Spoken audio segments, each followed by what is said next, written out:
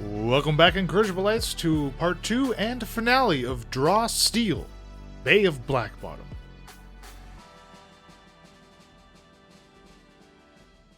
I grab my trident, I reach over and I smack Korak and go, "Get up! Let's go!" I'm already rolling out of bed. Fire! Let's go! Yes! We must save the ship!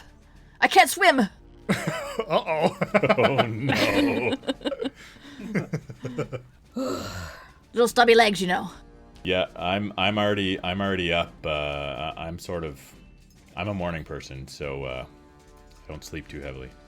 Did you say it was morning? Yes, yeah, it's like the dawn is just breaking.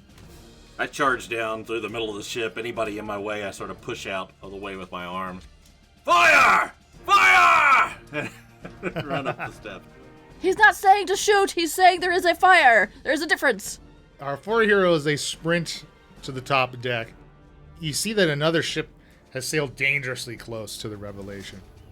This ship's crew, you can see them gleefully loading ballistae with flaming bolts. You know, they're mounted to the deck of their boat. 3 of these bolts you can see, emanating black smoke stuck into the side of the ship, starting to smolder the wood in which it's embedded.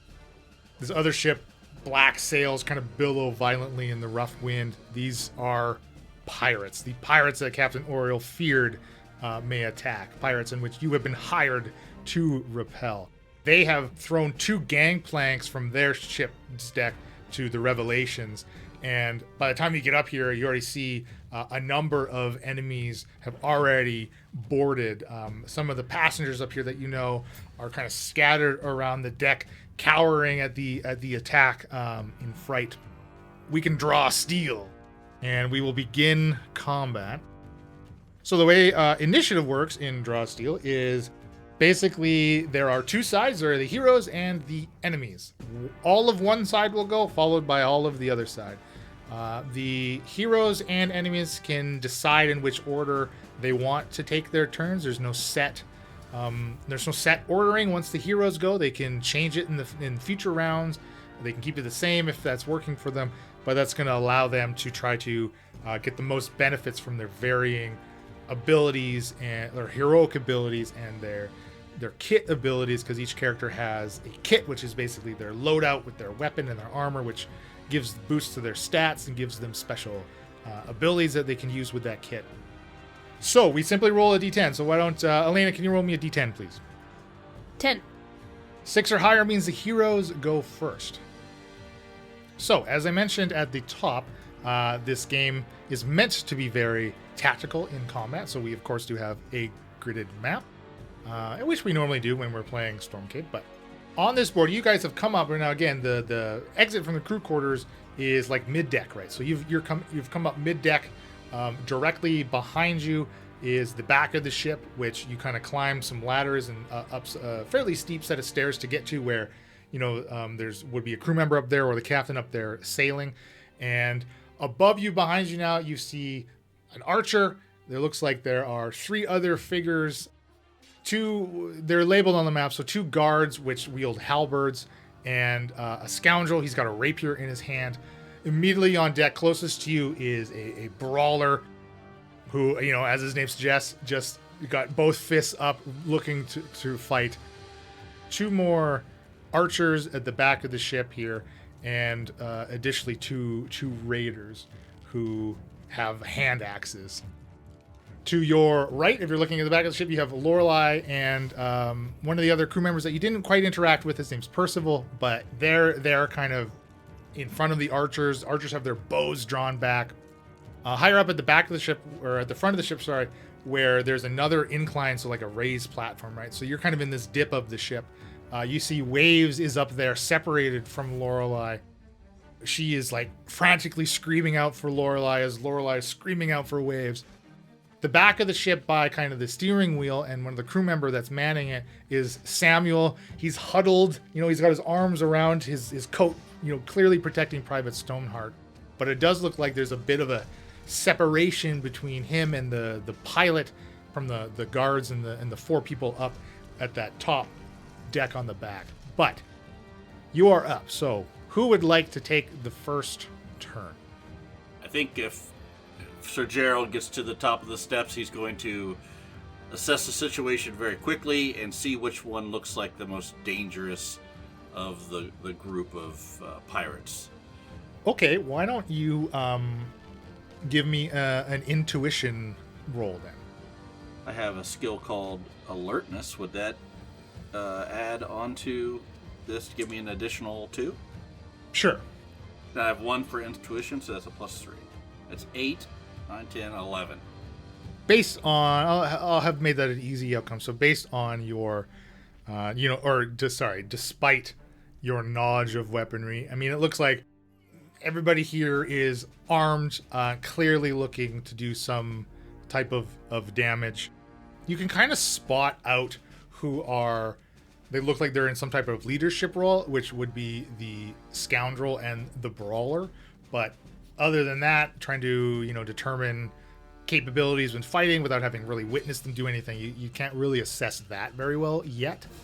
But you see, like, the brawler, the guy with bare fists, is shouting at the passengers, like, demanding their gold and any valuables they have on them. If it's okay with everybody, I'd go first, and I'm going to go for the brawler. Works for me. All right, so I have a movement of 6. It looks like he is 1, 2 away, essentially, to get right up to him. I'm actually going to stay, I'm only going to go 1 space away because I have reach with my trident, and I also have a net. So I'm going to try to net him and stab him. So I've used my movement, and I also get an action and a maneuver, right? So those are the 3 things in which you can do on your turn. Alternatively to taking an action, you can take an additional move or an additional maneuver. And movement is just simply measured in squares as we are using the tactical map. So you have a movement of 6, you said. So yeah, you could have. They're right on. You came up like right into their face, basically. Actually, what I think I'll do is I'll move 2, 3 total and get in between the raider and the brawler, right next to both of them, so I can have that advantage to attack. I'm going to get right into the meat of this thing. So as my maneuver, I'm going to mark the brawler, the guy that's asking them to give up all their goods, and by marking this person till the start of my next turn, when attacking a marked target, you and each of your allies gains an edge on power rolls and deals extra damage equal to your reason score, which is 2. So do you want to discuss what edge? Yes, absolutely. So in this game, there are edges and banes. You can have 1 edge or a double edge or a bane and a double bane. And an edge gives, like you say in this event of them being marked, the edge will give them a +2 to a power roll that is made if you have an edge. If you have a bane, it's going to be a -2. If you have a double edge, you do your roll, add your characteristics as normal, and instead resolve a tier higher than what you achieved. Bane, of course, is the opposite. You would resolve a lower tier. If more than 2 sources were giving you banes, you're still only ever going to get a double bane or a double edge. It really goes up to the 2. It doesn't stack higher than 2. So yeah, the edges are going to be very good. Again, because of the mass of the 2d10, a +1 or more is supposed to be very impactful. Most likely going to mean you're going to be rolling into tier 2 or higher. So that's excellent. The other thing, just to quickly point out for the listener, is our heroes each have a type of heroic resource that they generate. So as of today, they don't have any victories. They have hero tokens, but they haven't achieved any victories yet. So at the beginning of combat, they start with 0 of this heroic resource. If they had victories, they would have a number of that resource equal to the number of victories they've achieved.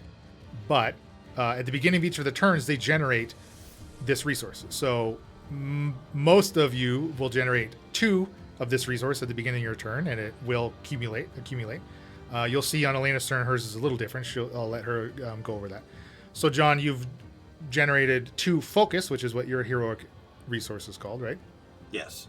And to mention that, I'm also going to spend one of those focus to mark an additional creature. So I'm going to mark the brawler and the raider that's closest to me. All right, I'm going to hit, but I guess I'll see how good I do. So I roll 2d10 +2, and then I get an additional 2 because of the mark.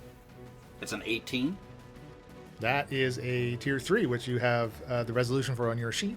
Yep. So I stab out with my trident as I throw the net around the brawler, doing 10 damage to him, and then he is restrained till the end of his turn. So that is my action, my maneuver, and my movement. So I'm done. All right. Who would like to go next? I have a question about the sides of the boat. Mm-hmm. How high are they? Are they higher up at the top or the front or like in the middle? So where you are in the middle, you are 2 squares above the surface of the water. At the top, the highest points at the front and the back of the ship, it's going to be 4 squares above the water. They're above, but like how vertical would I have to toss someone to get them over that wall? Oh, apologies. Yeah, it was like 1 square. 1 square. Okay. Yeah, like less than a 'Cause square. my character has the ability to like toss people vertically, so at least for Bill and Emily, my thought was if I move up to the top, which would be the back of the boat, like move behind me, there's an archer, guard, the scumbag, whatever it's called, scoundrel, and a guard. Same difference. I need resources. Frick. Okay, never mind. I forgot about the resources. Never Well, mind. generate your, right? You're going to generate some rage, yours is called, correct? Yes, so I mean at the beginning of my turn, if I were to take a turn again, it's a D3 of rage that gets added and accumulated, and then that's my heroic resource that I was trying to use 5 of, but I have nothing of. Ah, okay. Yeah. You got to wait. Because I have a thing where I could like shockwave in a line and like push them all back, and I want to push them all in the water, but I can't do that yet. Okay, yeah, you're going to have to wait a little bit. So if anyone else has any ideas that could help my attack, go for that. But I don't have anything that could help you, but I can target all enemies within 12. It says 3 cube within 12. What does 3 cube mean? 3 cube means like a 3x3 area. So you're going to affect 9 squares essentially within 12 spaces of you. One more thing to note, which might impact some of your tactics, is there is a thing in this game called high ground, I believe it's called. Basically, if you are being attacked from a level that is 1 or more spaces above your space, then that attacker gets an edge. So like the archer at the back of the ship shooting down because he's elevated, he has an edge on his attack right now. I have 2 rage.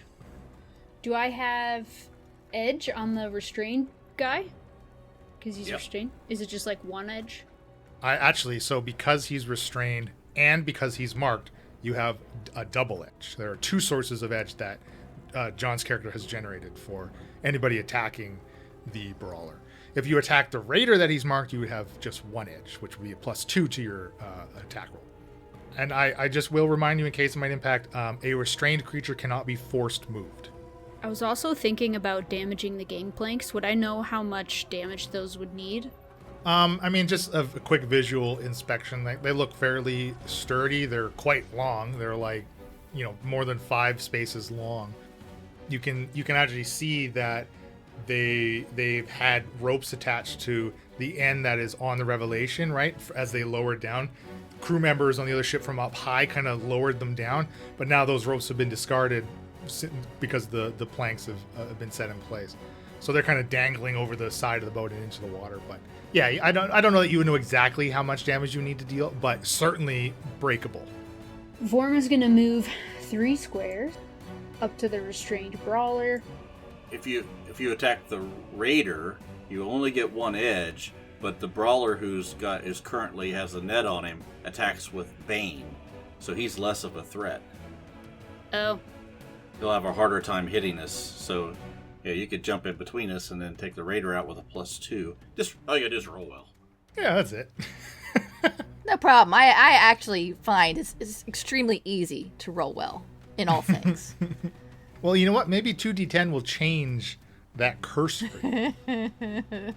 Maybe. But just a suggestion. Do whatever you want. Okay. I'll move 4 to put myself between the brawler and the raider.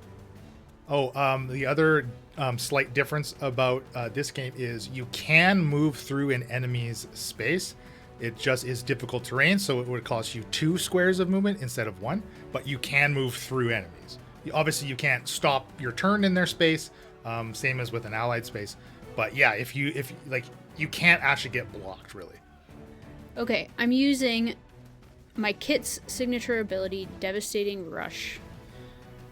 So I'm going to roll my 2d10, but when I move up to 3 squares straight toward the target before this attack, I deal extra damage equal to the distance moved this way. So I'll be with a +3 when I get damage. Ooh, I rolled a 1 and I rolled a 9. So that's 12, which puts me into tier 2, and then the double edge puts me into 3. Okay, the Raider, you only have a single edge, so that makes it a total of 14. So you're still tier 2. So I don't get the 4 extra damage from my kit, but I do get 3 extra damage. So that is 8 damage, +3 is 11, +2. Okay, 13. That's movement, action. I don't have maneuvers. I need my rage to build up.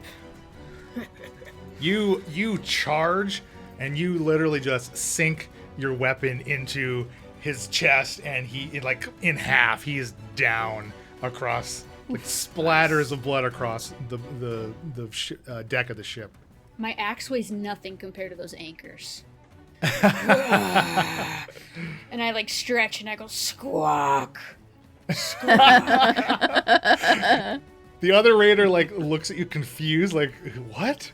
All right, who's next? A single drop of rain in a whatever its name is. Do you mind if I go next? No, you're good. I don't think it'll make a difference necessarily. Well, do you plan on pulling or pushing people? Potentially, depends on what happens. Yeah, just give her. We'll see. I'm going to run up to the back of the ship to where the people on the high ground are, so they no longer have high ground on me. And as I run up there, I'm going to say a little prayer. Give me this day some piety and damage foes so gaily. Wait, don't they always have high ground on dwarves? Using a maneuver, try and get some piety. 12. Oh, yay. 12. I get 1 piety, which gives me a total of 3.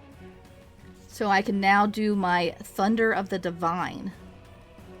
Just sonic damage and potentially pushing all enemies 4 cube within 12. So a 4 cube.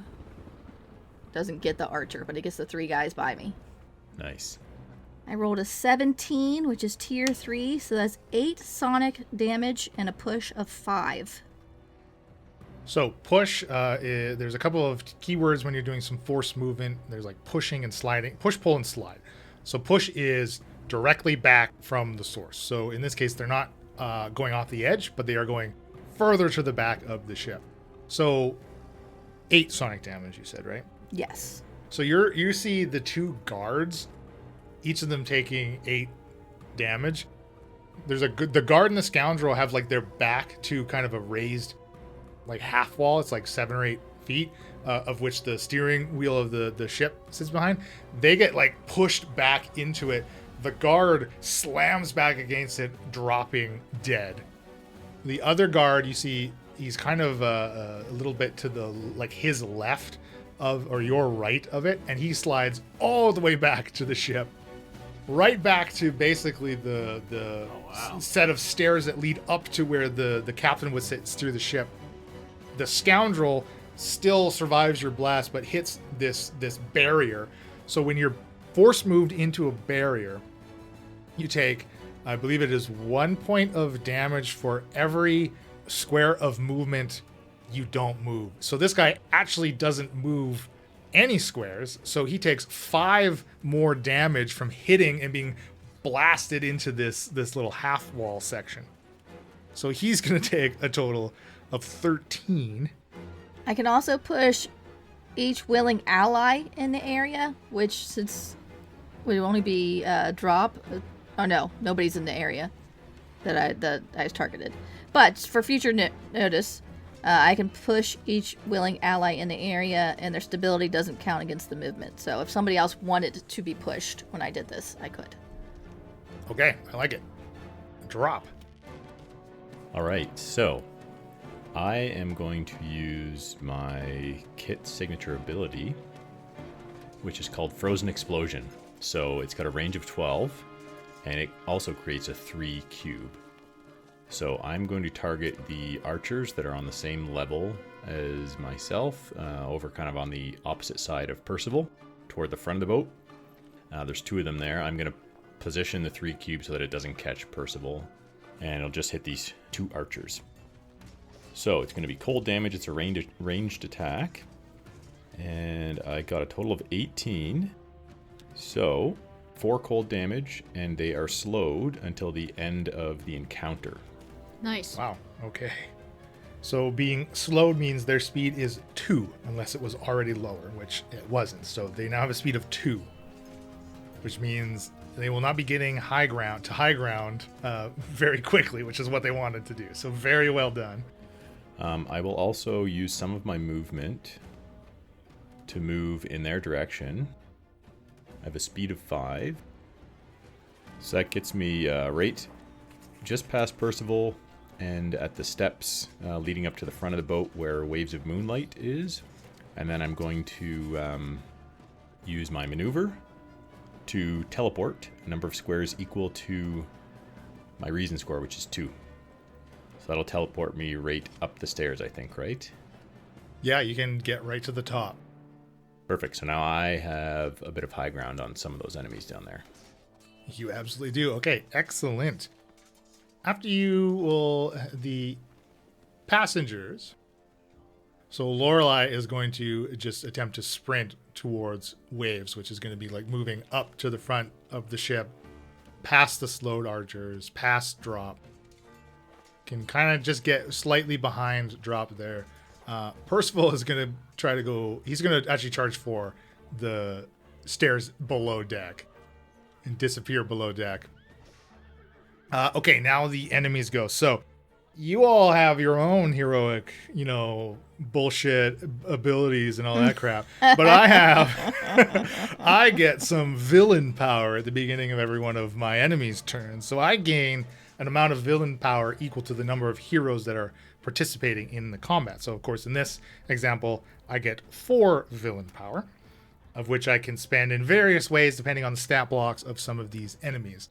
Now, you've done a pretty good job of starting to chew through many of them already, but they get to attempt to hit back here. Let's start with the archers. So these slowed archers, no longer able to get up to where they were planning to go.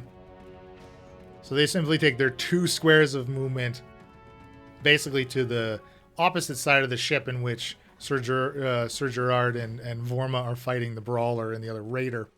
But they both will take aim at one at Sir Gerard, one at Vorma. And then the archer with high ground will shoot at Korak. Korak on the same level of them, though, so actually doesn't have high ground on Korak. Oof, that's only going to be a 7. So that's a tier 1, which tier 1 is 11 or lower. So you 3 each take 2 damage from the archers. Not that much. The scoundrel recovers from his knockback into the ship's wall. It steps right up to Korak. Reminder, not that it matters, but it is difficult terrain around me. Right, so that single square has actually cost him 2 squares of movement. There are vines wiggling around me. That's fine. Yeah, you see the scoundrels like trying to dodge and dive under them as your vine ward is like, tentacling around you. Slapping at him. I do have a triggered action. It is parry, and it says a creature makes a weapon attack against the target, me, self or ally. The attack's damage against the target is halved. So I do still have 1 focus that I can burn through because I'm going to get 2 more at the beginning of my next turn, right? Well, I can't go lower. It says I can lower the attack down 1 tier, but that doesn't do any good if it was already at tier 1, right? Unless it takes it to tier 0. No, there's no tier 0. Okay, so I won't use that then. I'm just going to take half the damage, so I only take 1 damage instead of 2. So the scoundrel steps up to Korak and Just kind of tries to like flash out at you with his rapier. Jeez, rolling terribly. That's only a 6. So you'll take 4 damage, another tier 1. Minimum damage from the scoundrel. The brawler looks at Vorma and he just reaches out with both of his own meaty arms trying to match yours. And it's going to try to haymaker. Oh boy, a 9. Tier 1. So 4 damage from his haymaker. And then the raider is kind of the last one to go here. Again, we'll just take his steps up to Sir Gerard and tries to hand axe him. Boy, oh boy, a 10. So 2 damage to Sir Gerard. And you all see across one of the gangplanks here. Uh-oh. 2 more raiders climb up onto it from the opposing ship and start to make their way over. All right, back to the heroes. Brawler is not restrained, but he is still marked until the start of Sir Gerard's next turn. I would like to know if when an enemy ends their turn adjacent to me, so that Raider ended its turn 1 reach for me, I can shift 2 squares as a free triggered action. Will I give opportunity attacks or no because it's a shift? As part of your normal move as well, you can, instead of moving, you can choose to shift. So you can shift half of your movement value and you will not oppose opportunity attacks. So yeah, whenever you shift, you do not impose opportunity attacks. So I would like to shift 2 and put myself on the edge of that gangplank. Oh no, where don't do that. the raiders are coming. I'm just on the edge. It's fine. I'll shift 1 Yes. because it says much up better. to 2. I'll be on the boat. Okay, that's probably Alright. good. Y'all holding your breath. All right, who's going first? I would like to, unless there's any Go ahead. strong objections. Go ahead. So I'm not mistaken, I started the combat with 2 of my heroic resource, which is essence, and now each turn I gain 2, so I have a total of 4. Sounds about right. This is round 2, yep. So, same thing I did last time. I'm going to move my 5 squares, and then use my maneuver to teleport 2 squares. So I've just moved around the upper deck at the front of the boat, and then teleported down the stairs to be right beside Vorma. And I would like to use one of my abilities called Melt. Cost me 2 of my essence. Target a mundane object within reach. And I cause it to combust and melt. So, can I target the end of that gangplank and light it afire? Yes, it does say if the object is larger than 1 square, then only the square of the object you touch is destroyed, but that's the square that's attached to the ship, so... Glad I'm not on it. So that'll burn 2 of my essence, so I'm back down to 2. And I think that's pretty much all I can do. I've used my movement, I've used my maneuver, and the melt is my action. Okay, as you place your hand on it, like right in front of Vorma, it immediately like ignites, and it's like a white and like blue fire. It's not even red or orange. It's burning so hot, and this one square of the wood basically incinerated. Like you reduce it to ash. Like there isn't even. It's so fast that there isn't even fire that could catch on this side of the ship, and the plank just tips immediately into the water. The raiders slide down it to the sea below, plunging in, and now you've cut off one of 2 access routes back onto the Revelation. So well done. Who's next? Could I use an action to try and lift the plank off of this side where I am and throw it into the water before any more people come across? Yes. So I'll use my movement to move over to the edge of the plank, which is still leaves me next to the scoundrel, so he should not get an opportunity attack. He should not get triggered. So you can actually do that as a maneuver. I'll let you interact with the object as a maneuver. So you'll still have your action to do something else. But yeah, it'll cost your maneuver to try to push the gangplank. And I'm going to need a medium might test from you, please. 9. Ooh, 11 or lower. You fail the task with a consequence. Yeah. So you grab it and you try to lift it up, and you start to gain progress. Right, you can feel the progress you're making. You lift higher, higher, higher, and it's like only inches, but you're giving it everything you have, and it slams back down as you drop it, and you see the other end of it, almost like a teeter-totter, kind of flings up, and a brawler at the other end slides right down into you. Or, pardon me, a raider. More friends.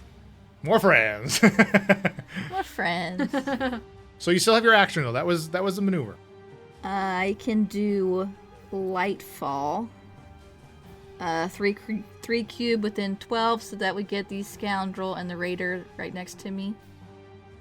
17, 4 holy damage.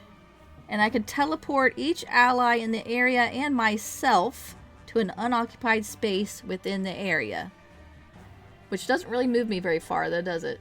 Depends on how you do the square, yeah. Well, to catch both the scoundrel and raider, yeah, the square is pretty self-explanatory. Korag, you would be standing right. Well, I guess you could shift it's 3 by 3 cube, right? Shifts like 1. Yeah, I could move over 1. I mean, you could move.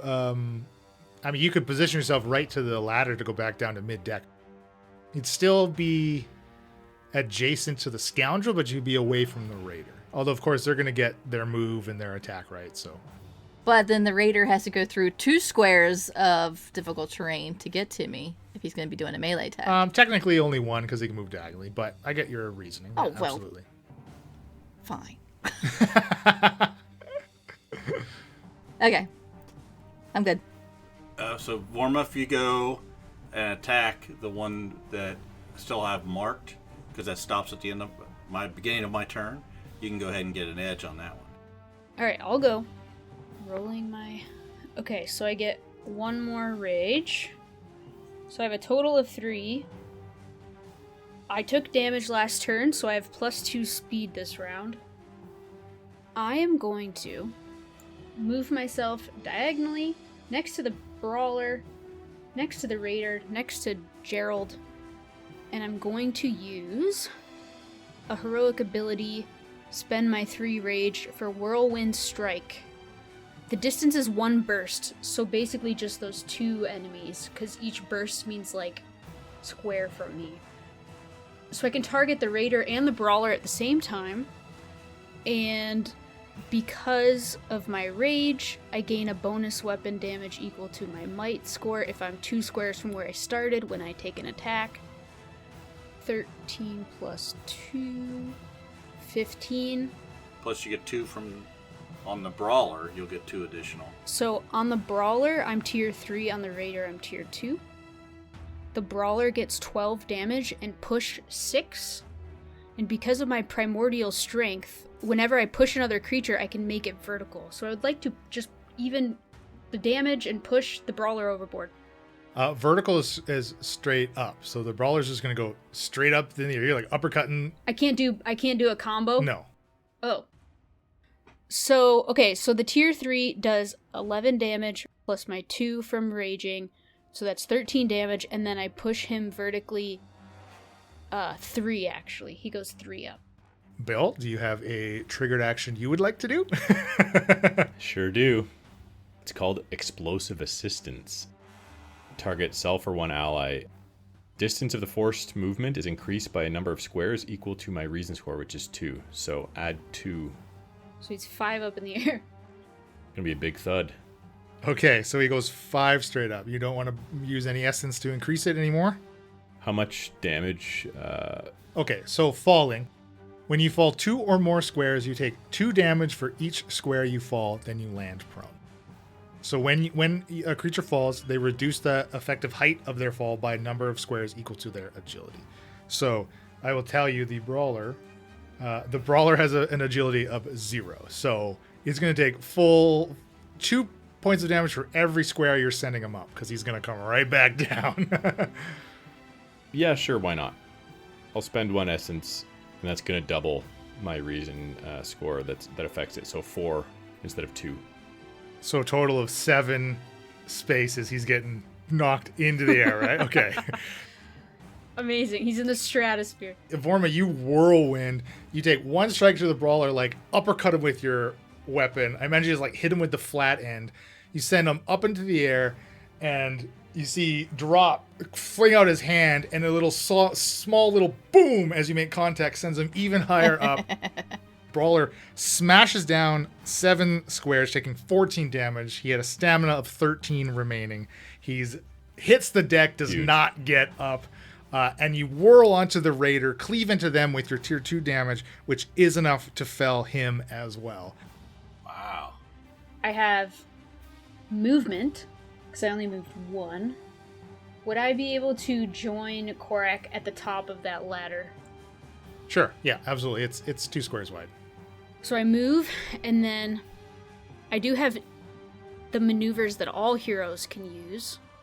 So I will give an 8 attack maneuver to Korak on the scoundrel, which gives the ally an edge on the next attack against him. Last but not least, right, Sir Gerard? Okay, so since an ally of mine, let's see, if an ally gets a tier 3 result in an attack against a target you have marked, which we just had happen, I gain an additional focus. So I get additional focus on that, and then an additional 2, which brings me to 4 focus. Still saving up though, so I'm not going to do anything with that. I am going to move, since all the targets around me are now dead. I'm going to move over to these archers that are on the other side of the boat. And I'm going to mark... Actually, I'm going to go ahead and mark both of them using my additional 1 focus. And then I'm going to attack the one closest to me. Okay, so I rolled a 9. 10, 11 I get with doing my melee attack. And then I get 2 more because of the focus, or sorry, because of the edge. 13, which should put me in the medium damage range, which is 7 damage tier 2, and the target is slowed until the end of its turn. Not quite enough to put him down, but very close. I think it's it. Enemy's turn. I gain more villain power. Putting me to 8.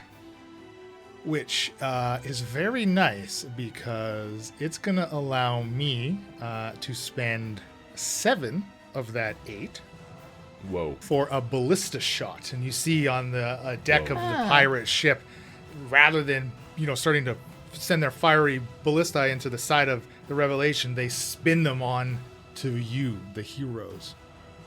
So the ballista shot is a 3 cube within 50. So really, it's going to go towards Vorma and Korak. They're going to catch you in the 3 We're cube. adjacent. Dang it. But it's got to catch the numbskull or whatever his name is. Scoundrel. I keep reading it. You'll get there eventually. I can't read it. It's so small. Well, no, it's not. The cube is positioned to just hit the 2 of you. You 2 are at the top of the cube. Finally, roll something decent here, which is only a 16. I guess that's tier 2. So you're each going to take 4 damage and then 2 fire damage. What does immunity to fire 5 mean? That means when you take a source of damage that is fire, you take 5 less of that from that source. So you're going to take 0 fire damage because of your fire immunity. So I just take 4. Yeah, just the 4 regular damage. For 7 VP, that was underwhelming.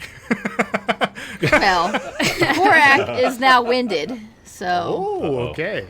Winded means that you are at half your stamina total or below, which may or may not affect some things. Okay, so that was simply the ballista. We've got still 3 archers, one of which is slowed, but actually those 2 archers are already slowed from Drop's little ice bomb, because that lasts for the whole encounter, right? So they're very, very slow. That one is super slow.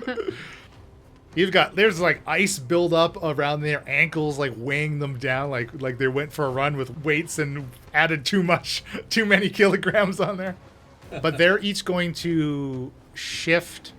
Yeah, they're going to shift, which shifting again is half your movement, does not provoke opportunity attacks. So they can only shift 1, but they will. Basically put their backs right up against the railing of the ship here on the mid deck. A archer with high ground is actually he's closest to Vorma and Korak, who are on the the top deck of the back of the ship with them, but they're actually going to aim at Drew so they get the edge on their shot. The slowed archer, one will shoot into Gerard, and the other will, seeing Korak is injured from the ballista bolt, will target Korak. That is still only going to be an 11, so that's still tier 1. So Sir Gerard and Korak, you take 2 damage. With the archer with high ground, their edge actually pushes it into tier 2. So drop, you take 5 damage from that little crossbow bolt or arrow.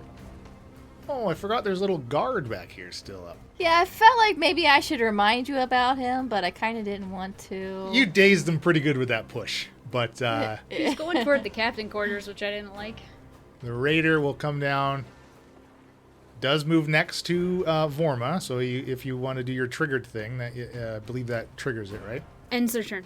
So, sorry, their turn's not quite over yet. But the raider is going to attack you, Vorma.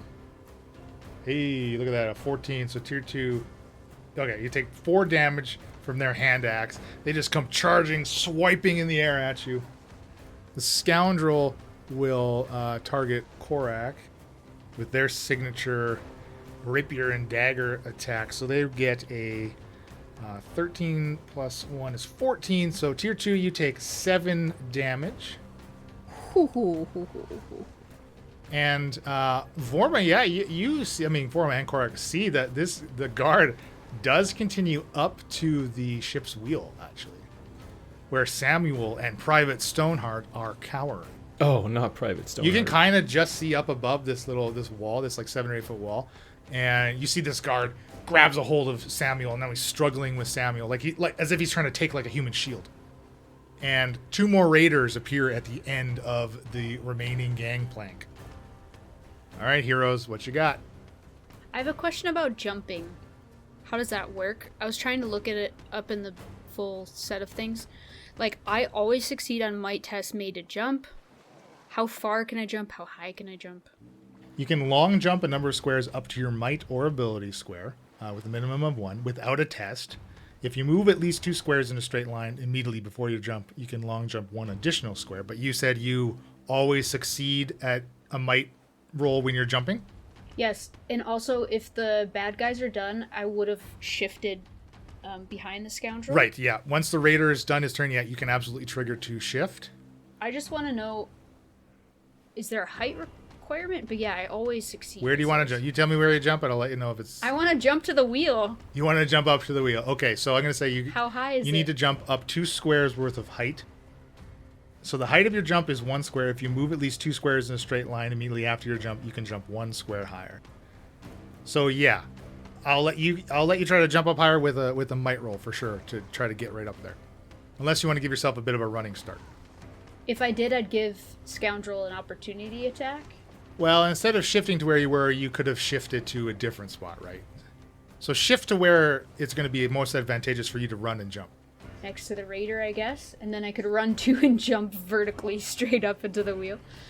Okay, so what do I have to roll? So because you're going to want to jump more than 2 squares, I'll get you to do a might roll. Oh, but as you had mentioned, though, you have mighty leaps. You always succeed on might tests made to jump. You can still roll to see if you get a reward result, however. So this is going to be a medium jump outcome. So you're for sure going to get up there, but you can see if you get a good enough roll to get something bonus. So I have 2 rage that I just gained from rolling, 2 additional speed from taking damage last time. And then I gain, because of my rage, I gain edge on might tests and resistance rolls. So I don't know if it's a might test. Yeah, it is. But I'm also proficient in it. I rolled a 6 and a 5. So 11. Plus 2 is 13, plus 2 is 15. Plus 2 more for your skill is 17. Which is a tier 3 for the medium, so you do succeed. I mean, you would have already succeeded. If you had gotten a crit, you may have gotten some little bonus. But yes, you 2 quick bounds and then this huge, like 10-foot vertical leap up, and you still have plenty of movement. You've moved a total of 4 squares, we'll say.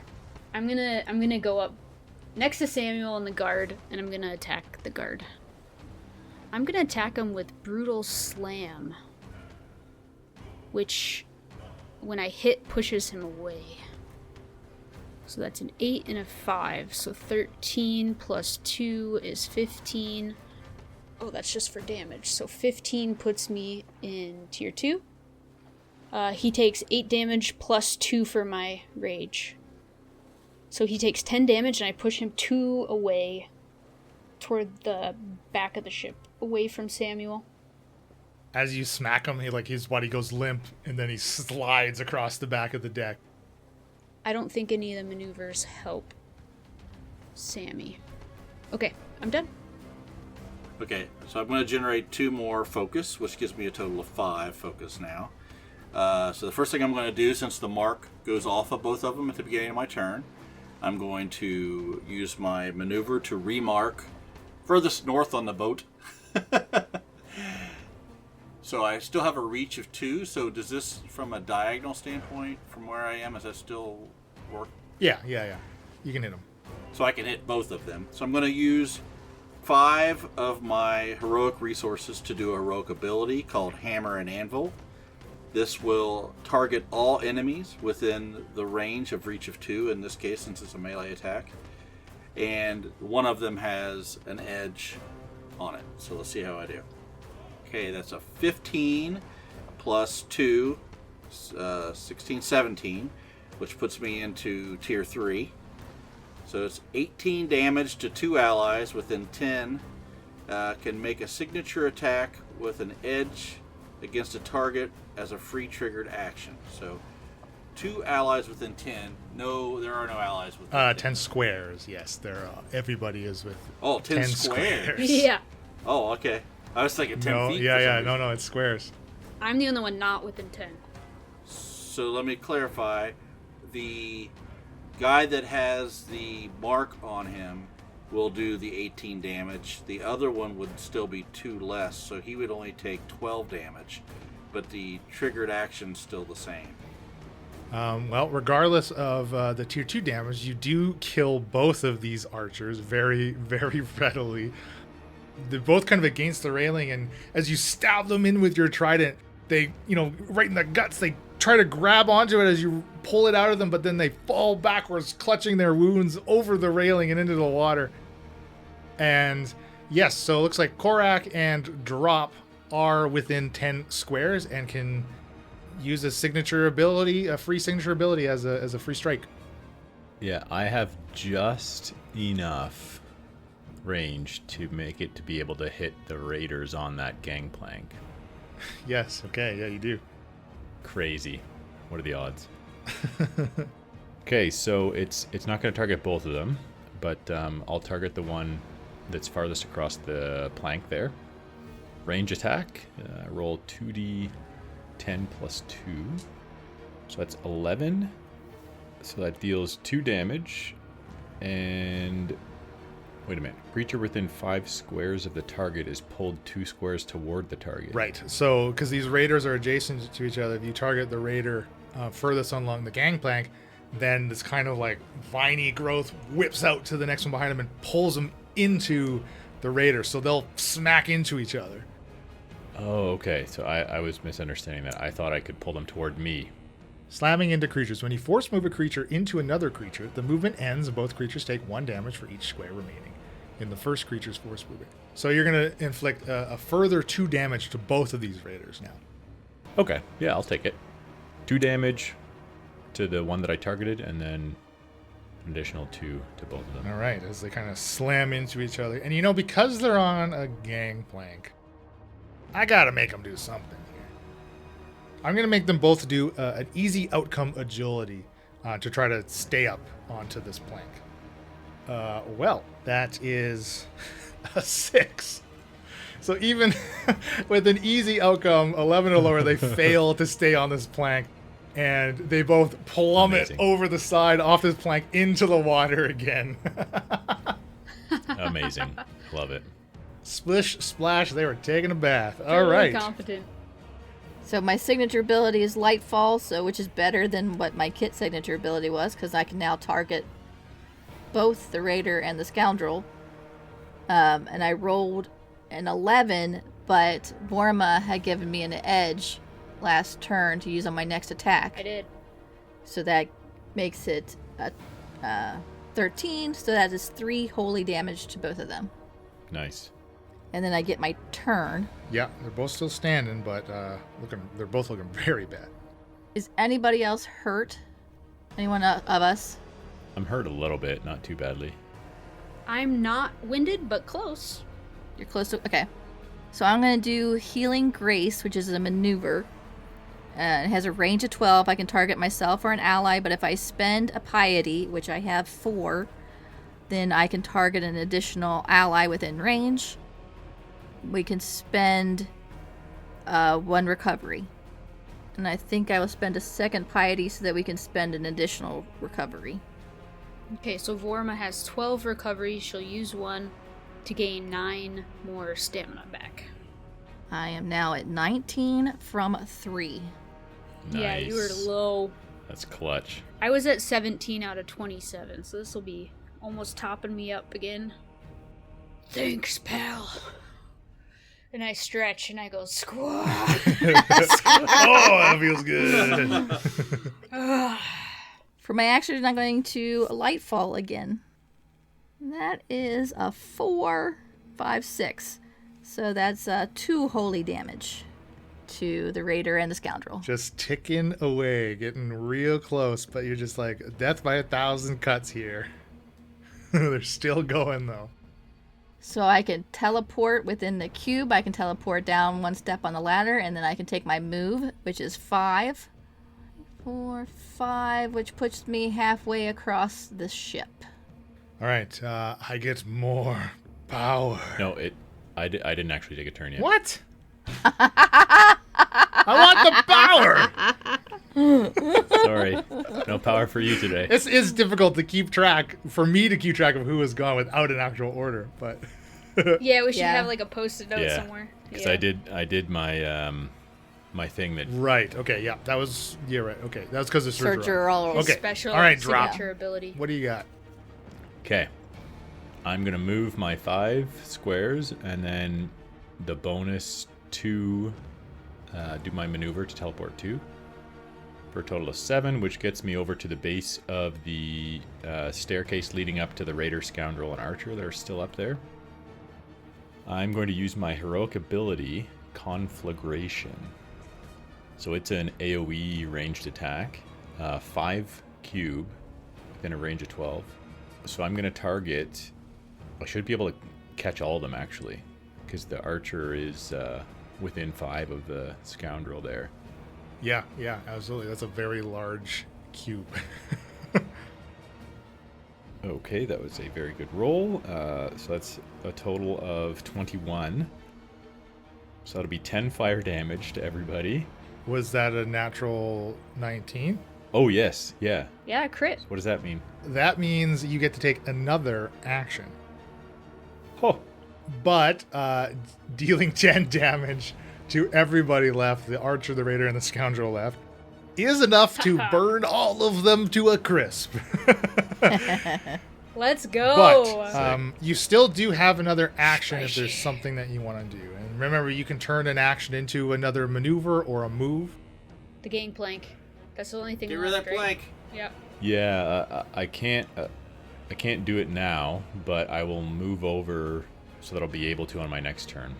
I'll move to that plank, but it would take me an action, a move plus another action to actually burn it. So I will do that. Okay, now I get to the power. So, you've pretty effectively cleared this deck here. I do have 5 villain power, which is more than enough to do kind of one last... Tell me you're not resurrecting things I'm not again. resurrecting anything, but I'm going to rock the boat. I'm going to spend all my remaining VP power. Don't rock the boat, baby. In front of drop, the gangplank starts to slide away from you, and then it just plummets into the water as you see the pirate ship now. It doesn't look like there's much crew left on their deck, but someone is cranking the wheel of their boat, turning it away from the Revelation, so the gangplank tumbles into the water. But this boat's abrupt movement away from you kind of sends this wave knocking into the Revelation, and it slides back and forth. So spending my 5 VP, parting shot kind of lances from the boat, and I can slide all creatures 3 squares in a direction of my choice. So we're going to slide everybody 3 squares to the right, which sends waves of moonlight on a shore of glass careening into the water. Korak into the water. Yeah. Sir Gerard just missing the main mast, catching himself. Drop goes into the water. Vorma and Samuel. Vorma, you kind of like cushion Samuel as you slide into this wall up around the wheel, but don't take any damage. And now we're technically out of combat now. You've defeated the pirates, but some of you are in the water now. Help! Can't swim! Oh, right. I'm not singing a happy song! So those on the deck, what do you want to do? And those in the water, Was that a type of forced movement? it was, yeah.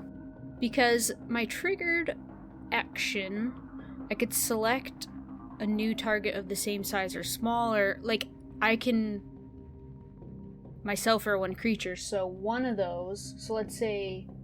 Drop, because he's... Oh, it says reach 1. Never mind. He's not close enough. Dang it.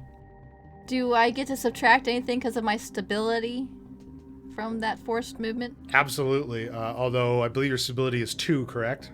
3.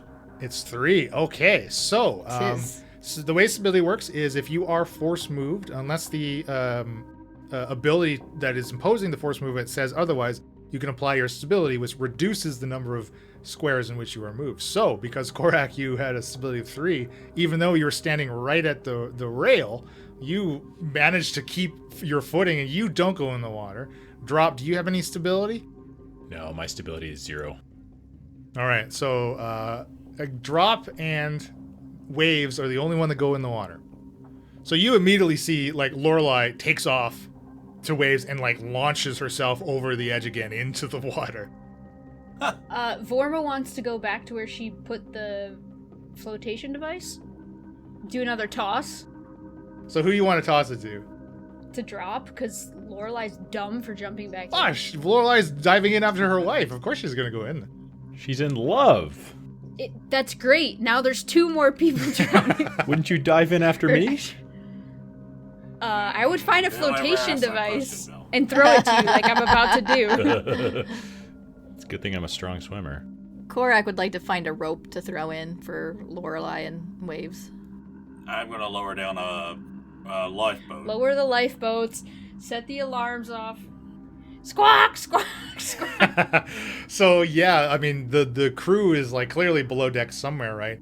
But you can now hear, which was a little inaudible over the sound of the battle, but there are still yells and commotion from below deck. Now you're seeing like plumes of smoke rising from down the stairs that lead Great. to the crew quarters. Drops, like as you're floundering in the water, you can see like the fiery ballista bolt in the side of the ship. Many of them have punctured in. There's holes in the hull, billowing smoke outside of those holes. So yes, you can get life. We'll get you life. Preservers out. You've done it before. You know where the lifeboats are. You can kind of drop them in. Now, I guess you can make the choice. Are you going to go down below deck to try to help what's going on down there, or are you going to stay up here to, in addition to throwing out the preservers, like maybe make sure Lorelei and Waves and Drop get into the lifeboats and that kind of stuff? Korak's gonna run down below because little ship is much worse than big ship, so I would much rather save the big ship than to have to get onto a little ship. Okay, that makes sense. Vorma's gonna be yelling overboard. Drop! Control the water! Do something! Aren't you an elementalist? And then, tie the rope to the side of the boat for the flotation or something for him. And then I'm gonna go down and try to punch the fire. I don't know. Okay, Sir Gerard. Put, like, bags of flour on it or something. Can I get into the lifeboat and lower it down with me inside? Oh yeah, absolutely. Okay, that's what I'll do. I'll hop in. You're jumping ship. Vorma and Korak, you charge down and you get down below deck, and Captain Oriole is coming from her quarters, and she sees the two of you. To the cargo hold, quickly. with me, and we'll lead you straight to the cargo hold. Yes, I've been wanting to see what's in there. You're choking on smoke down here. There's water at your feet as you get lowered down to the cargo hold, which is at the bottom of the ship. And as Oriole is ushering you through, like choking, she's got like a rag over her own mouth through the smoke. Look, there's black powder down here. There's contraband. We have to get it out, away from the fire. Oh, yes. That's no good. You all know, like, existing in this world. You know that House Verona, which is the de facto navy of the great city of Capital across the Bale Sea, they have, like, a monopoly on this explosive powder. So this is, like, very illegal to have. It is contraband. It's black powder. So Captain Oriole pulls you over to, like moving a couple crates away from this secret compartment that she opens up. And you see there's a number of, like, kind of keg-sized barrels of black powder. Look, we have to get this above deck away from the fire. We have to save the ship at the same time the crew's trying to put out the fire. Please help me get this away from the flames. Load me up. And I hold out both arms, one keg in each. There are four kegs, which, yeah, Vorma, you can grab 2 of them. Oriole will struggle with one, and you want the last one, Korok? Yeah, I'll take the last one. All right. Out on the water, Sir Gerard, you've lowered this lifeboat, and like you can see the extent of the damage, but you're able to row it out. You can retrieve Lorelei in waves. You can retrieve Drop.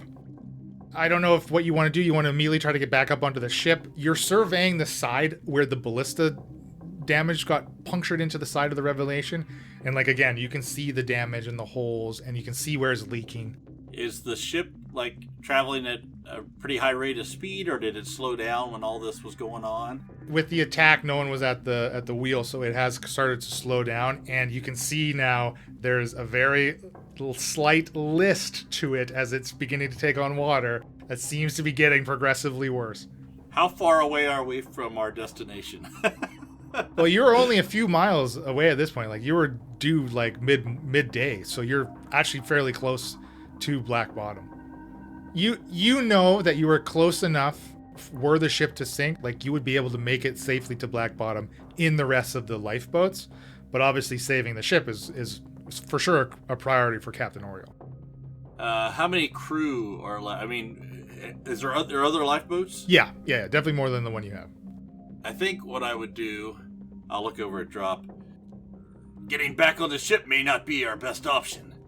Staying here to help others as they dive off as this thing sinks might be what we need to do. Drop kind of looks at the edge of or at the side of this ship and grimly nods his head. Yes, I think you might be correct. That ship does not look very seaworthy. I'll yell up to those on deck. Lower the other lifeboats! Come to us! Stand up, and put my hands to my mouth and yell like I'm, bellowing orders.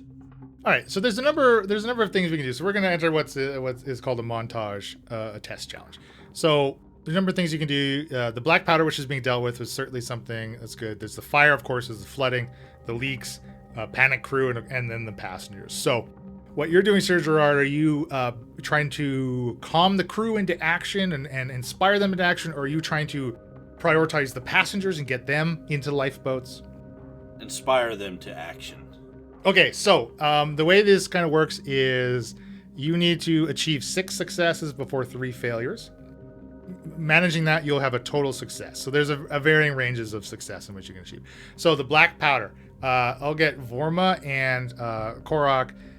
I guess you can, for Korok's assistance, I'll give Vorma an edge on her might test to get the barrels. So this is just going to be an easy outcome. This is fairly easy for you, especially for Vorma. So that gives me a double edge because I'm raging.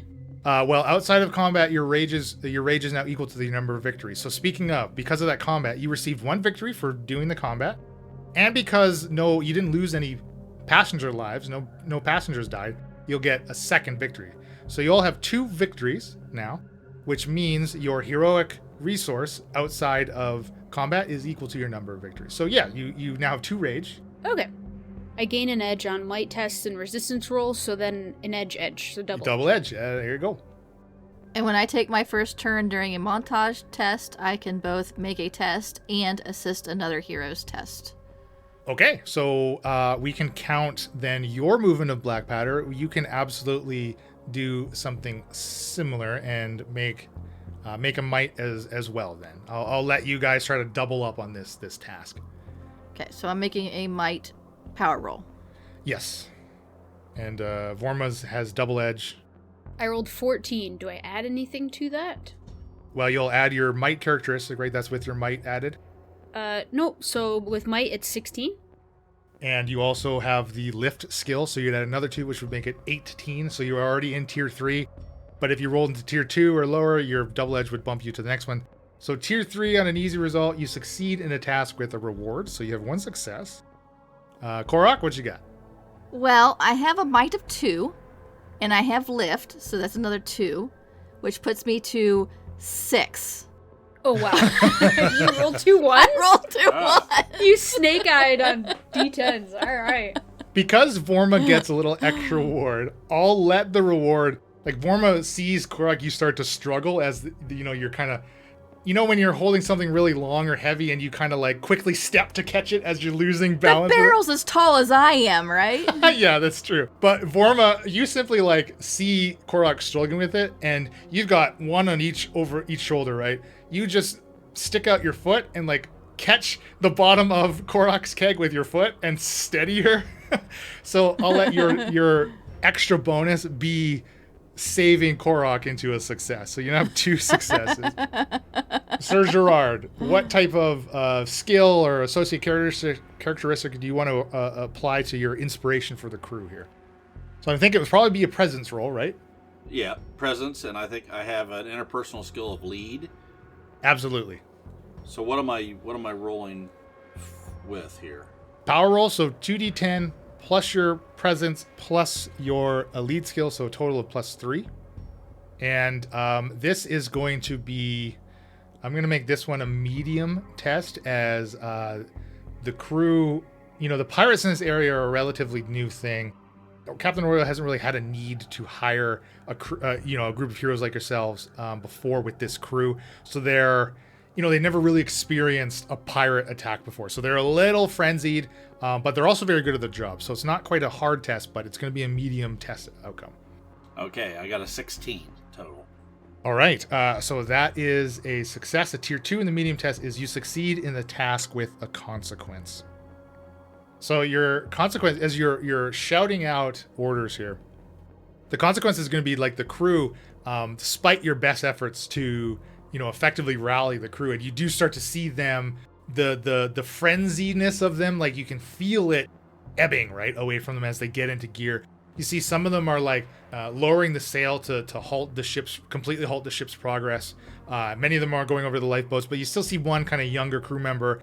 He lowers a boat too quickly and it just plunges down into the water, catches up, the rope and rigging tangles up, and then now this lifeboat is left hanging end to end, vertically stuck. So you're down one lifeboat. Oof. Millennials. Exactly. No work ethic. Oh my god. Drops, what do you want to do? Would you like a suggestion? Yes, I would love a suggestion. So based on what you stated previously of you kind of teleporting to various spots, pointing out areas of repair, even though you weren't doing it yourself, I would say that you've witnessed a patch repair numerous times on this journey. So you would absolutely be able to attempt to try to quickly do a quick fix patch on one or two of the leaks that the ballista bolts have plugged into the side of the ship. There's wooden debris everywhere. There's still pieces of the planks, the gang planks, like floating around your boat, right? Wood around you to easily retrieve and try to tack up and shove in and slow the progress of water entering the ship. Okay. Yes, I love that idea. I will do that exactly. I will do my best to use whatever I can find around, scraps of wood, to try and at least slow the flow of water a little bit. I don't know how. If I'll certainly won't be able to make a perfect seal, but... Pieces of the life raft? Yeah, you start tearing the bottom of the planks of the light boat to flank the big boat.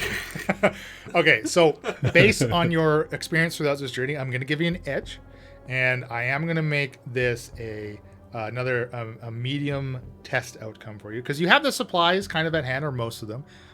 In addition to like your melt, like maybe you retrieve like a discarded weapon from one of the pirates and you're able to like melt and mold some of the metal as well with your melt ability, right? And aid, that's able to aid you in these patch jobs.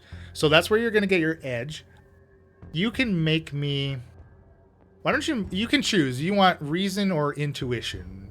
Reasoning is more social. So give me an intuition. I guess they're both social, but give me an intuition because again, you've watched repairs like this happen, so you have some type of intuitive knowledge of it just based on your observations. So you can use intuition. I don't think you have any skills that are really gonna apply, but you do have the edge, which gives you another +2 to your roll. Okay, so that is a total of 14. Okay, again, that is tier 2, 12 to 16 of medium. You succeed with a consequence. You've successfully patched 2 or 3 of these holes. You've shoved pieces of gangplank in and soldered somehow the wood of the side of the ship with your metal weapons.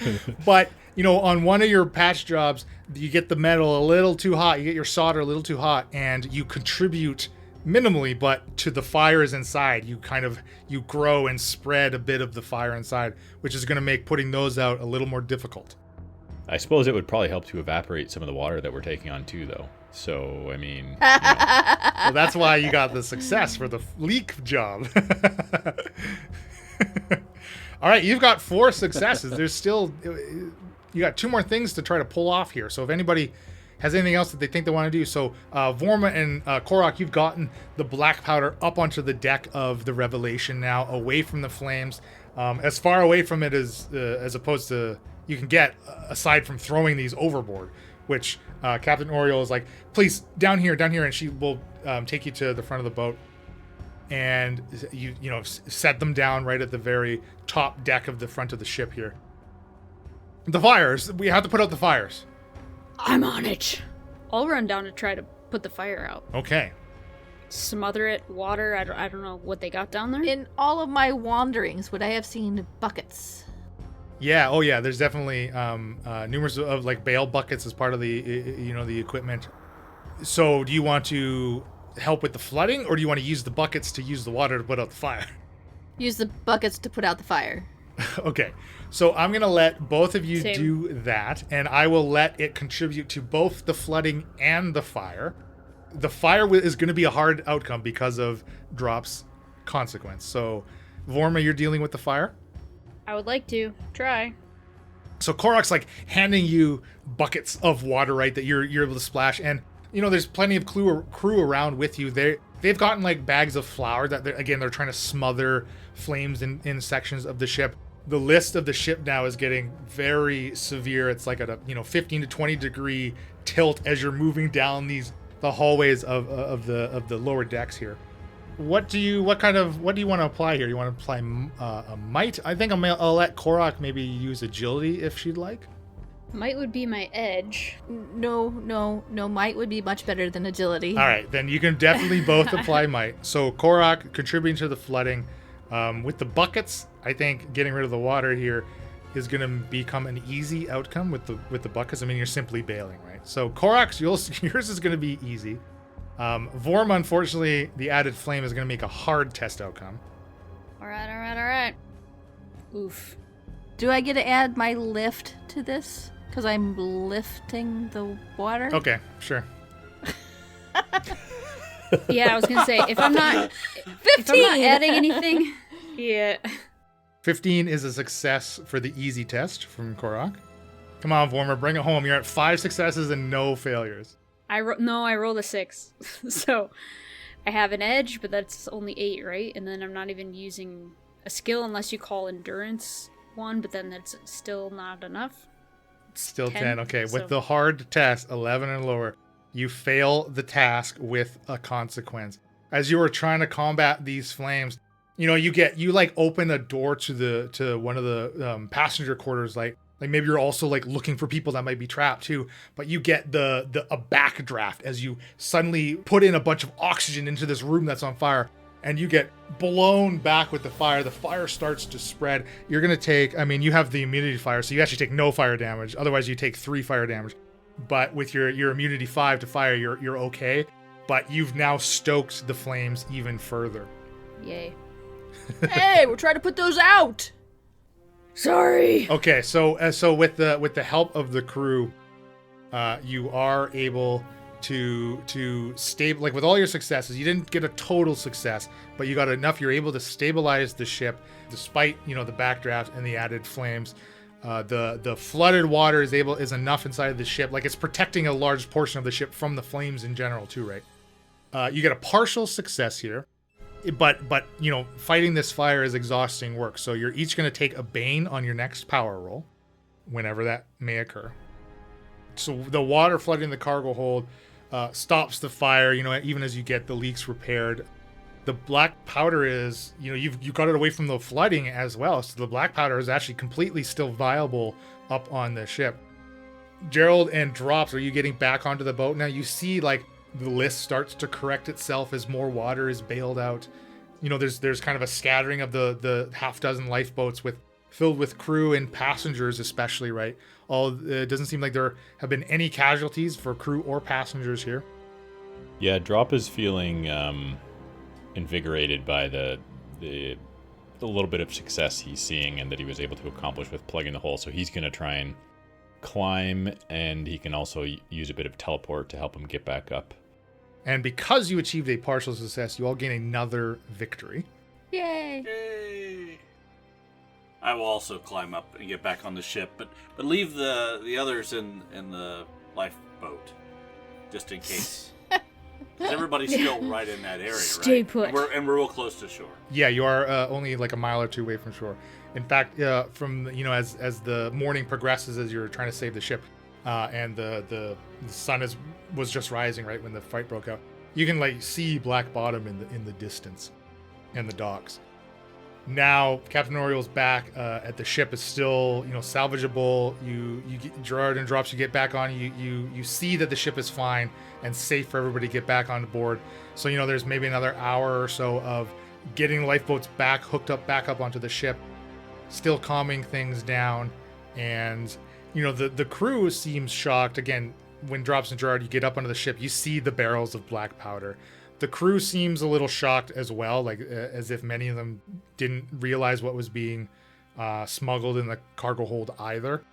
And Captain Oriel is she looks a little ashamed about it as she's like barking out orders. It doesn't have quite the gusto or the presence, to use the characteristic that her command usually comes with naturally. She definitely seems like shame that she's been caught in this act.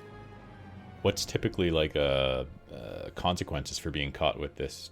I don't know if you mentioned that. I don't. Again, it's smuggling, so there would probably be jail time, potentially, depending if Captain Oriel could negotiate with whatever guard or authority she's speaking with. Perhaps it would only result in as much of a fine, but it's obviously clear that the real danger it was just having it in the ship itself, right? Like it's a very dangerous substance, and any number of things could have gone wrong that could have been far more devastating, especially the 4 of you weren't here. Well, it's not for me to judge. You do what you need to do. Just get me off this boat. Captain Oriel, I feel that you will do the right thing by turning yourself in once you've got to shore. And paid us, of course. Of course. To turn myself, the only way I could pay you or my crew's wages was by smuggling this black powder. They've all got families at home. Don't bother me with the details. I believe the captain will do what she thinks is best, and it's no concern of ours. You're saying it's our fault? I'm saying, like, I would have informed you and the rest of the crew, but I didn't think you'd be impacted if you didn't know. The only thing I care about is this crew's safety, the safety of the passengers on my ship. But passenger ships, they're not paying what they used to. Especially when you have people smuggling Squawk. Excuse me? More smuggling? Like I don't Nope. smuggle live No. things. Nope. I think I'm glad that I was able to hire the 4 of you. But look, I can offer you this artifact in, additional payment, and she'll kind of produce like a very ornate-looking dagger. I think it's probably best if everyone just put this behind us, and I kind of step forward to take a look at this ornate dagger. So this treasure it's the Knife of 9. It's an ivory dagger, features kind of 9 faintly glowing indentations along the blade. It has keywords light weapon and psionic. When you use this knife with a weapon ability, the ability deals an extra 3 psychic damage. This extra damage increases by 3 each time you attack the same target during the same encounter to a maximum of 9. So it may not entirely be useful for most of your classes. I think maybe if someone was the Shadow, it would probably be very good. But if you had an ability that has a keyword, light weapon or psionic, you would then be able to use this weapon with that ability. Cool. Being a man of morals, Captain Oral, I after you've paid your debts to everyone, whatever profits you make from this black powder could be distributed amongst the rest of your crew. You put them all in danger, along with us, that would be compensation. She's got to repair her boat. After her debts. It's going to be pricey. I'll make everything right. You're right. This was far too risky, especially with this new renewed pirate activity. You're right, Sir Gerald. Then you have my word, I will not mention it again. Thank you. Remember when 2 of them fell off the plank and we didn't even have to touch them? That was good. Good times. So the captain will get back behind the wheel of the ship, and it's less than another hour before you are sailing into the Blackbottom port. And as you are, approaching and docking, and the crew is getting ready to dock, you kind of see these shadows move across the deck, and from high above you, landing on the deck where at the end of the gangplank you would walk to get off the ship, are 2 humans riding giant hawks. And these are Hawk Lords. You all know they serve Ajax the Invincible. They are basically the police force of Blackbottom. They're part of Ajax's organization here. And they land on the gangplank, and as they dismount from their giant hawks, they both just have kind of arms crossed, and they're looking at Captain Oriole kind of with a knowing glance. And that is where we're going to call it. We will end it there. Well, we're cutting it a little short, but I think that was really great. That was fun. That was super fun. Yeah, I liked it. Yeah, for level 1, we had a lot of cool stuff. Yeah, it's a very, very different take on combat, and I think it's got some very interesting things that make it more engaging for sure. So while we're talking about it, if we were to level up, you level up by getting all your victories. Is that what it was? That's correct. There's no like long rest or short rest in here. When you take, it's called a respite. It's a 24-hour period in which you're doing nothing. You're literally mending wounds. You're relaxed. It's your day off. You got to take a whole day off here. At which point you convert your victories, become experience. So now should you get a respite soon, you would come away with 3 experience, and I think that even just levels you up because the experience progression is quite different from some other RPGs. Okay, so XP, so 0 to 9 XP means you're a level 1. So I guess not quite, but 10 to 24 is level 2. 25 to 39 is level 3. So I suppose you wouldn't quite level up right away, but like you can see though, just because today is over and you've done stuff, like you're not forced to take a respite. I mean, when you respite, you convert into XP and you get your recoveries back, but 2 of you spent 1 recovery. Yeah, we still have 11 recoveries. Exactly. Like you have a lot of stuff to go. And as the days or weeks progress of you going through this adventure and you start to accumulate victories, you have far more of your heroic essence right away.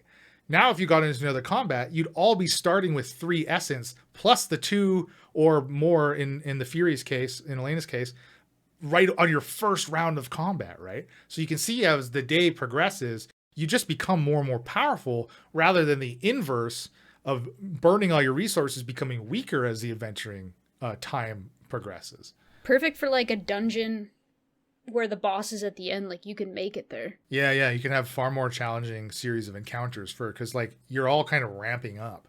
So it's interesting. Again, like the system is clearly like combat focus, obviously, which most TTRPGs are, because that's where the bulk of the crunchy mechanics are going to come from. But yeah, at level 1, you guys are level 1, and you can do a hell of a lot of cool stuff. Like a lot of cool stuff. We had a lot of stuff we didn't use, and then like you play with the same group long enough, the order of operations. Like he's gonna mark them, we're gonna do this. You take this out. Right. It's crazy. I like it. Yeah, it was cool. I enjoyed it. So yeah, at the very end, like there's potentially a negotiation and or a combat with these Hawk Lords. If we do the next longer section, we'll pick up right from where we left off.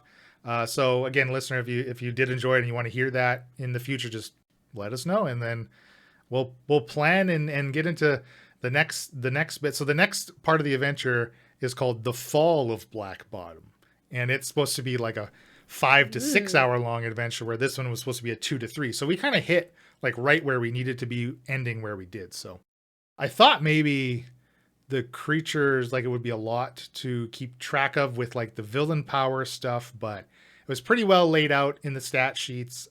I didn't gain as much villain power as I kind of wished, because I had a lot of enemies to spend it, right? There's like too many people to spend, but it's really cool.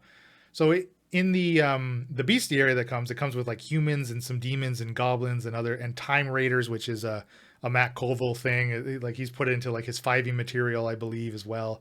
But there's like, at least in the humans, they all have, because they're human, they have some additional things in which they can do with their villain power.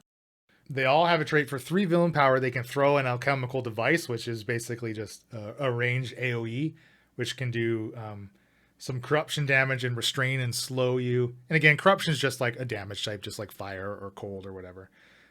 They can exploit openings. Each human making an attack this turn has an edge on ability rolls, or a double edge on abilities that target enemies affected by a condition.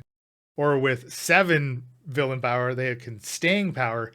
Each non-minion human in the encounter regains stamina equals to 5 times their level. Wow. With a party of 4, that's like at least a round 2 move, probably round 3. But you saw we didn't get past round 3, I believe, maybe 4 in that combat before it was really over, right? Like you all were dealing so much damage so quickly, especially with the one side and then all of one side and all of another side. That is the only thing I think is somewhat unfair, is all of one side then all of the other side.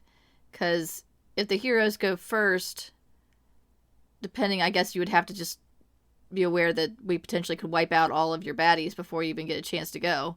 So you have to make sure that they're strong enough, or there's enough of them, that wouldn't happen.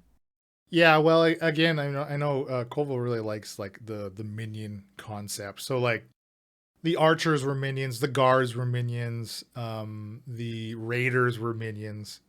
So they have a lower stamina total. You also kind of do a thing that's like you take a group stamina with the minions in this system. So for instance, like the raiders each had a stamina total of 12 each. So so with 2 raiders, there's a stamina pool of 24, right? So if you are attacking one of the raiders and you do 12 or more damage, you're going to kill that raider, right? If you happen to do 24 damage, you would kill both raiders or get rid of both raiders in some way, even if it's only a single target attack you're doing. So that's how the minion pools work. So it's kind of interesting. I think when you're playing as the director, which is what the dungeon master is called in this system, you want to keep your minions grouped together. Because the minions as a group, they make a single attack roll, right? They're usually supposed to choose different targets for them all. That's why the archers would always choose 3 of you if there's 3 archers, right? They would never attack one single person with 3 attacks. But like if you attack a single raider and they're next to each other and you do 24 damage, you'll cleave into that second raider and take out both of them, because you went through the entire stamina pool of the minion group. But even if like they're not next to each other, like you find some narrative way that second raider is dispatched, whether or not he, shits himself at seeing his buddy get cleaved in half by Verona or Vorma, and he runs away, like whatever it is, or the first raider's body slams into the second raider and hard enough to kill him, like that kind of stuff, right? That's what it recommends in the literature. So it's interesting, right? It's interesting. So I think using minions, you want them grouped together, so it makes more narrative sense when they die in multiple batches, right? Like. Yeah, and always hitting means you're doing something all the time, so you don't have those situations where you guys are just rolling really poorly and that combat goes on forever. Yeah, I like the fact that you always do something on your turn, and also oftentimes you can do things not on your turn, which keeps you more engaged in the combat throughout the round while you're waiting for your next turn. Yeah, because you're like, okay, I got to pay attention because I'm next to Gerard. And if he gets force moved, I can choose for someone else to get force moved, or I can choose to put him where I want to put him, or that. Right. A lot more tactical combat between everybody, talking amongst each other. So that's cool. Yeah. Well done. Well done, everybody. We kind of learned and played that system in about 4 days, so I think we did an all right job with the rules. I think we did okay. Hope so. And you say that's a Kickstarter that hasn't delivered yet? No, it hasn't fully delivered. This was, again, like the kind of here's what we have so far. So apparently they're still working on a bunch of additional skills and crafting rules that you can do during your respites and stuff. Also, the only thing in here is for like level 1 characters. So even Fall of Blackbottom, like you'll still be level 1 even if we go into it, because I don't believe there is actual additional abilities when you get to level 2 or whatever. It tells you how much stamina you would gain. So like if you went to level 2, you could get your bump in stamina and your bump in recoveries that are listed in the handbook that it's provided. But other than that, I don't believe there's too much that's actually available for you to level up even to 3, I think. I know some of the literature it's full of charts and it'll tell you what you get at level 3, but I'm not sure if it's all there yet. Well, I am really interested. I am really interested to see, like, this is just the very first little sneak peek of what they feel comfortable sharing, right? So it'll be cool to see the full final product for sure. Hopefully we don't have to wait too long for that. I think the combat, it's got a lot of cool things. I mean, again, it's all rooted in it being like super heroic and cinematic, so like all your abilities. I assume it's purposeful that many of the abilities you have, and maybe it's just like the way it was put on your pre-generated character sheets, but also looking in the handbook, like there's not many descriptions for your abilities. So I think it's trying to entice you and empower the player to come up with their own cinematic descriptions of what their abilities do. Like the conduit, like Emily's character playing the conduit, like your vine ward, which didn't really trigger, or we didn't trigger it, or we missed it, or whatever. But you didn't really get a chance to pop it, other than the difficult terrain. But there's a secondary effect that it can do. It's almost like a vine is lashing out at an enemy, right, to pull them or push them or whatever it does. But it doesn't really describe it and explicitly say a source of vegetation erupts from your person, wrapping around an enemy and yanking them towards you. That's the stuff it's trying to leave open for you as a player and as the director to embellish for yourself, which I think is cool, which is good, right? Like, I mean, we always try to do that, even in Stormcape anyways. We try to make the description, especially in combat, obviously, our descriptions seem more cinematic than they read on paper, right? Than you're reading out of the actual rule book, which I think is cool if it can empower players that way. And if I think with a system like this, you're just going to sit down at the table, and obviously everyone has to know, like, the point of this system is tactical combat. And if you don't like that, if that's not your favorite aspect, or that's going to be something that you feel like you're going to sit through and get through for the sake of the table, I don't think you're going to enjoy this system long term. It would be interesting to play with things that are much harder, I should say, because I feel like my character has 13 recoveries, so I get 10 stamina back on each one of those. that seems like a massive pool of healing that's available to me. It is sort of taking a little bit of my, actions to do that, to be able to re-heal. So I'm not able to damage as much, but it seems like it'd be an interesting balance if something like a great big thing hit for, 30 points of damage. That changes the game significantly, right? Only having 30 stamina, and if I go 15 under that, under 0, I'm dead. So I think when it's little bits of attacking damage as it goes around, when it gets back to the adventurer's turn, I can always heal for 10 pretty easy. So I never felt like I was too worried about dying, but I think that's just because of what we were fighting. But I think things that do a lot more damage might throw that into... Possibly, but keep in mind, I don't know that I rolled above a tier 2, and that was rare. Yeah. Like the archers, for instance, You rolled bad. they only tier 1 damage. Their tier 1 damage is 2, and then tier 2 is 5, and then 6 at tier 3.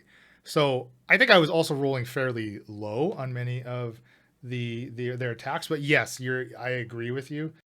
There's definitely, like, many of these things are like level 1. I mean, the archers are a level 1 minion, so I guess they're minions too. But even the brawler, so if he what he does is his haymakers, like at tier 2 and 3, he grabs you, right? And so he'll grapple you basically. So tier 1, which he hit with, was 4 damage. Tier 2 is 7 and grabbed. Tier 3 is 10 and grabbed. So it really is tier dependent too. Is a lot of it. It's essentially I was rolling crap on my damage rolls basically. You know what I mean? Like I rolled my fireball and I got 8 ones. Like numerous times. So Yeah.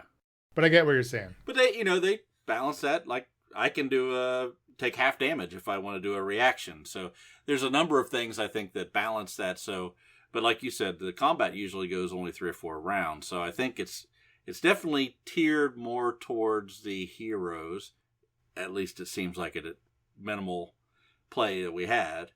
It seems like it's a lot more tiered towards the hero winning the battle than the monsters. But again, it could be the way it rolls. It could be, the how big the monsters are.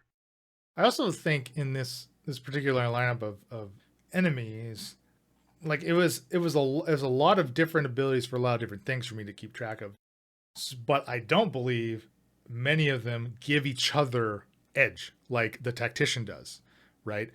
I mean, drop preventing those arrow archers from getting up high the first round of their combat was very clutch. I mean, if they had gotten up high, it might have been able to do a little more damage, but so preventing the gaining of edge, I think, seems very important. Yeah, exactly. And then restraining things and things like that, giving them, bane on their attacks and edge and that's what I think, like with this having marking it and giving everybody else edge that's in your party, it seems, pretty powerful.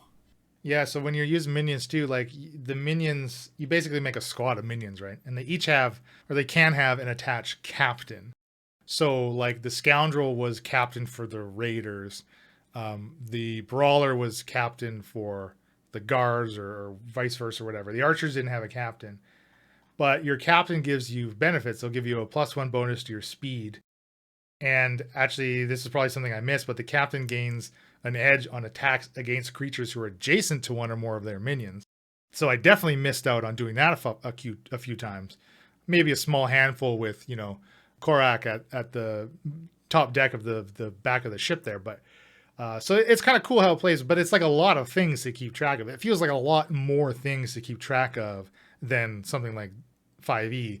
And like our combats get kind of hairy in 5e, and I put too many things in our combats for me to run every time we have a combat. It feels like, you know what I mean? So Right. Yeah. But no, that was fun. I'm glad we tried it. It's cool getting to try something new.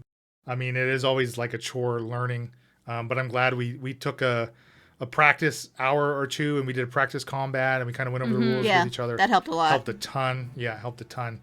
But yeah, no, that was cool. That was fun to run. I liked it.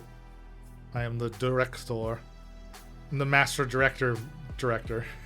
I'm the director master director. Doesn't flow as nice. MDD. Cleveland Steel, MDD. Well, so long, everybody. Hope you enjoyed. Let us know if you want the fall of Blackbottom. Bye. Happy adventuring. This has been a Sounds of Steel production.